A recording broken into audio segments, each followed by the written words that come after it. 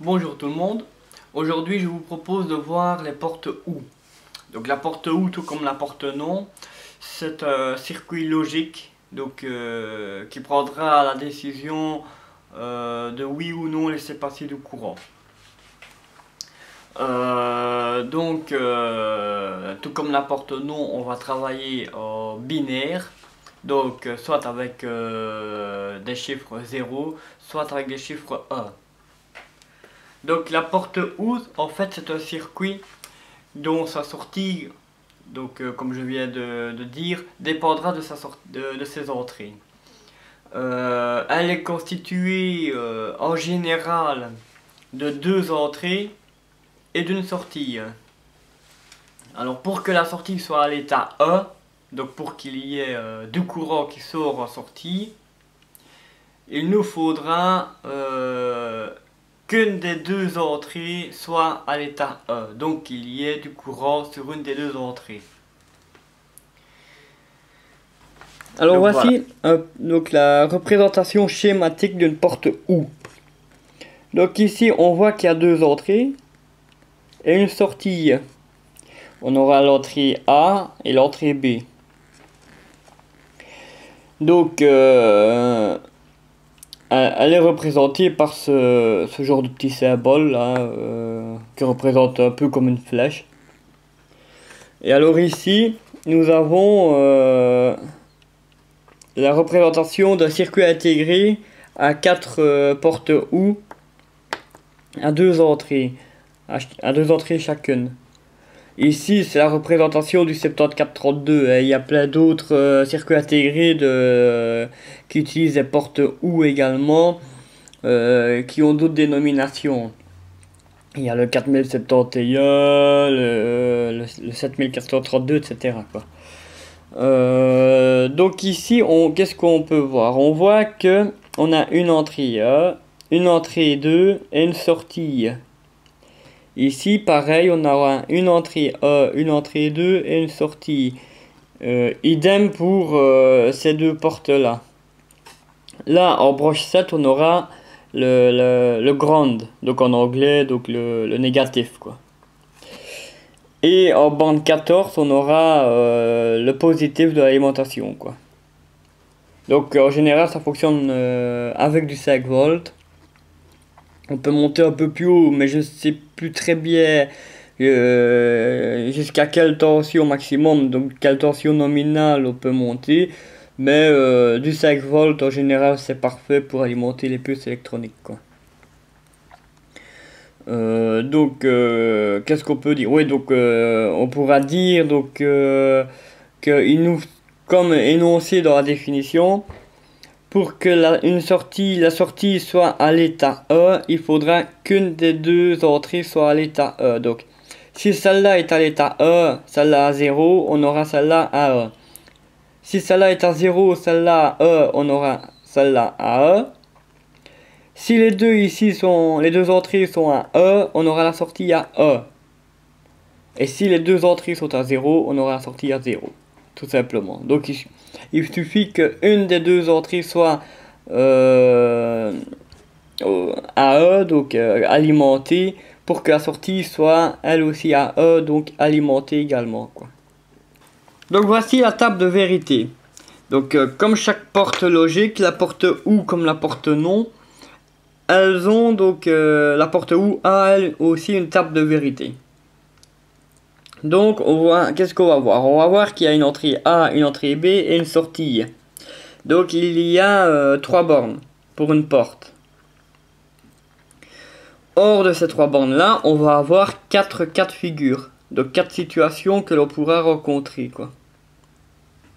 Donc comme expliqué sur la représentation schématique, on va avoir par exemple le cas de figure ici 0 à l'entrée A et 0 à l'entrée B. On aura alors une sortie à 0. Donc absence de tension là, absence de tension là. On aura une absence de tension ici. 0 en entrée A et 1 en entrée B. On aura une sortie à l'état 1. Donc 0, absence de tension en entrée 1, présence de tension en entrée B, on aura une présence de tension en sortie. et également donc l'entrée A à l'état E, l'entrée B à l'état 0, on aura une sortie à l'état E. Tout comme alors on aura l'entrée A et l'entrée B à l'état E, ce qui nous fera une sortie en état E également. Donc voilà. Voilà un peu pour la table de vérité de cette porte OU. Donc comme on peut voir, il suffit d'avoir une entrée à l'état E. Donc pour qu'il y ait une sortie à l'état E. Donc on voit bien ici, là il n'y a qu'une entrée. Et là il n'y a qu'une entrée à l'état E. Et on voit qu'on a alors une présence de courant en sortie, quoi. Donc voilà. Donc ici voilà, j'ai fait un petit exercice tout à fait basique d'une représentation toute simple d'une porte OU. Donc je l'ai fait donc sans puce, à savoir donc voici le schéma ici avec les puces, avec la puce 7432. Mais à défaut de l'avoir, donc en attendant d'avoir cette puce là, je vous montrerai alors la version sans puce électronique. Donc voilà, qu'est-ce qu'on peut remarquer? On voit que donc là l'alimentation, donc le courant va partir traverser la résistance de 680 ohms, traverser ainsi donc la diode LED, mais là tant que les entrées ne sont pas fermées, le courant lui ne sera ni passé par là, ni passé par là pour ainsi rejoindre le pôle négatif de l'alimentation. Donc, qu'est-ce qu'il faudra alors pour, qu'est-ce qu'il faudra faire pour que la LED, elle s'allume? Eh bien, tout simplement, il faudra fermer une des deux entrées. Donc, mettre une des deux entrées à l'état 1. Pour que la LED, la sortie, elle, soit à l'état E. Donc, si on ferme par exemple SE, donc on va avoir notre courant rouge, ici que j'ai représenté en rouge. Il va venir traverser la résistance et la LED. Il va venir passer donc par le petit interrupteur ici. Et venir rejoindre le pôle négatif. Et là, donc, comme ça, le courant passe et alimente alors la LED. Allume la LED. Tout comme si maintenant, donc je vais ouvrir ici, on n'aura plus de courant qui va passer par là, la LED va s'éteindre. Pourquoi? Parce que entrée 1, entrée 2, à l'état 0, sortie, donc LED, état 0. On va mettre alors, fermer l'interrupteur numéro 2. Donc là, c'est le courant vert. Idem, le courant vert va traverser la résistance, la LED, et passer par l'interrupteur pour rejoindre le pôle négatif et ainsi avoir un circuit fermé qui va lui aussi venir allumer la LED. Donc qu'est-ce qu'on voit? La sortie B est en état E, l'entrée B est en état E, donc la sortie est en état E.